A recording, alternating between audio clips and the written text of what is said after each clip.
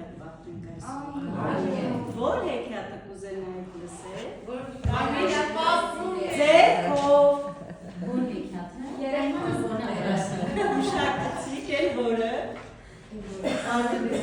Չարի վերջը։ Լավ։ Խոզուկները։ Երեք խոզուկները, քանի որ արդեն ցանկացավ երեք խոզուկները, սկսենք երեք խոզուկների։ Սկզբում նկարները նայենք երեք խոզուկների։ Երկայանը ինչ չի երևում։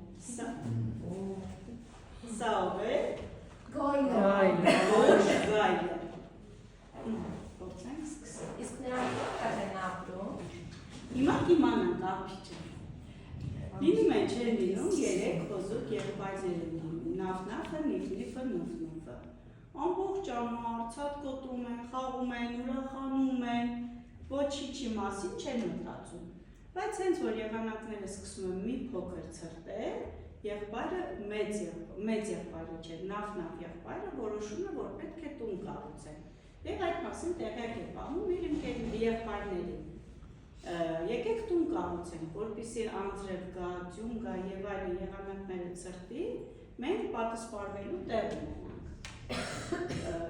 Նիֆ-նիֆը, նուֆ-նուֆը չեն մասնակցում այդ աշխատանքների եւ ծիծաղում են նաֆ-նաֆի վրա։ Նաֆ-նաֆը տանջվում է, չարչարվում է, քար է բերում, շինանյութ է հայթայթում, մի խոսքով պատրաստում մի քարե գեղեցիկ ամուր տնակ։ Շուտով ցրտերը ընկնում են եւ սկսում է անձրև տեղալ, խմի եւ այլն։ Նիֆ-նիֆը եւ նուֆ-նուֆը նույնպես հասկանում են, որ պետք է տնակ կառուցել,